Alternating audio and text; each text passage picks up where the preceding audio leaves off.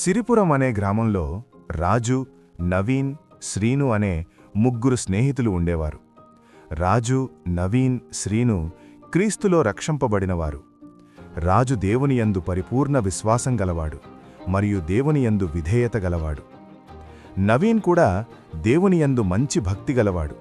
కాని శ్రీనుకి దేవునియందు భక్తి భయం లేనివాడు.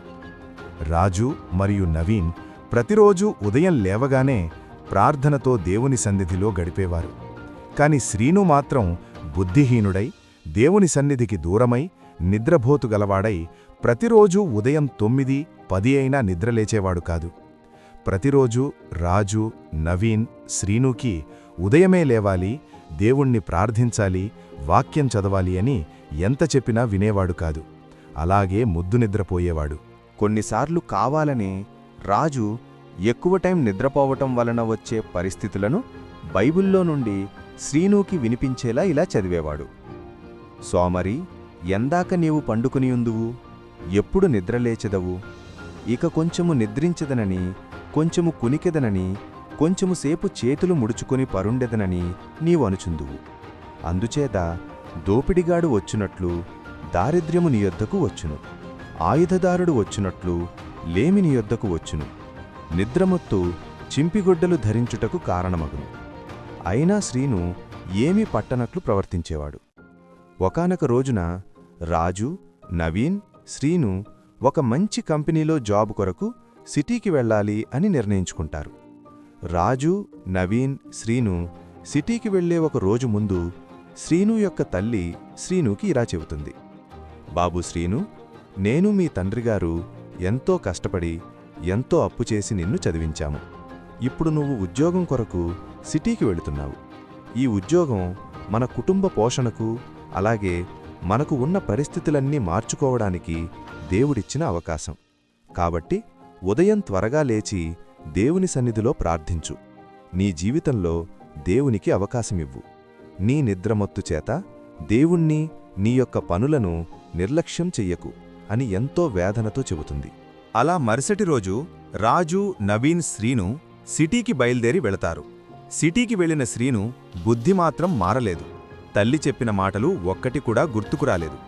ఒకరోజున రాజు, నవీన్, శ్రీను మంచి కంపెనీలో ఇంటర్వ్యూ కొరకు వెళ్లే రోజు వస్తుంది. రాజుకి, నవీన్కి, శ్రీనుకి ఒకే కంపెనీలో కాకుండా వేరువేరు కంపెనీలో ఇంటర్వ్యూ కొరకు వెళ్లాల్సి వస్తుంది.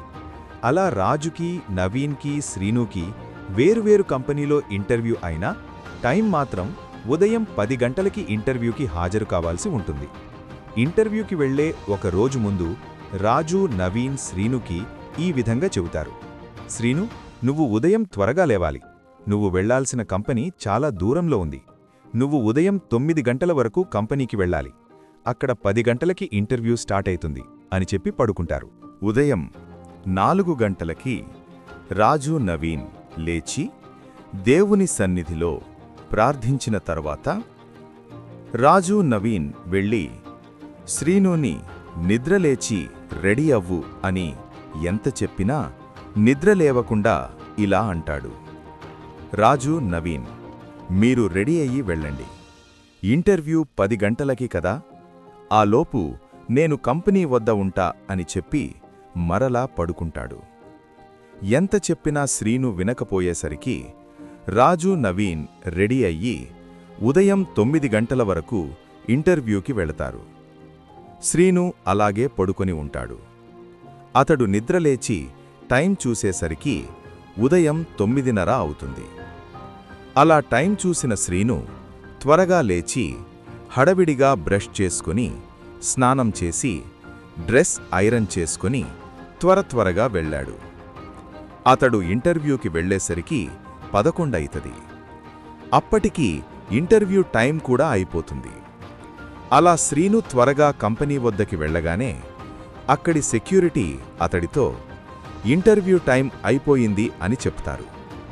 శ్రీను సెక్యూరిటీని ఎంత బ్రతిమిలాడినా అతన్ని లోపలికి వెళ్లనీయలేదు.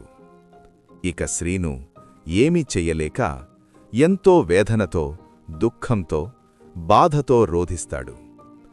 అతని తల్లి చెప్పిన మాటలు గుర్తు తెచ్చుకుంటూ మరింత బాధతో రోధిస్తూ వేదనతో తన వస్త్రాలను చింపుకొని దుఃఖపడుతూ ఇంటికి వస్తాడు.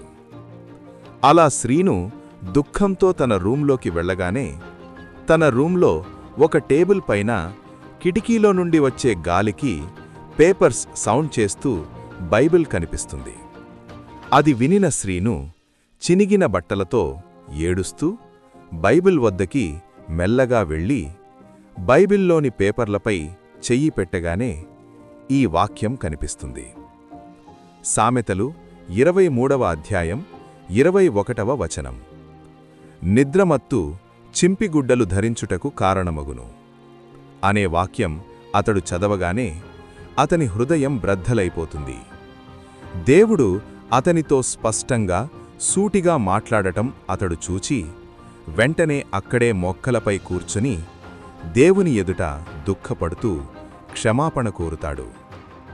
అలా శ్రీను తన జీవితం విలువ తెలుసుకొని ఆ జీవితం విలువను తెలిపిన దేవుణ్ణి ప్రతిరోజూ ఆరాధిస్తూ ఉదయాన్నే తన స్నేహితులైన రాజు, నవీన్లతో పాటు దేవుణ్ణి ప్రార్థిస్తూ అతని పనులను త్వరగా ప్రారంభించేవాడు.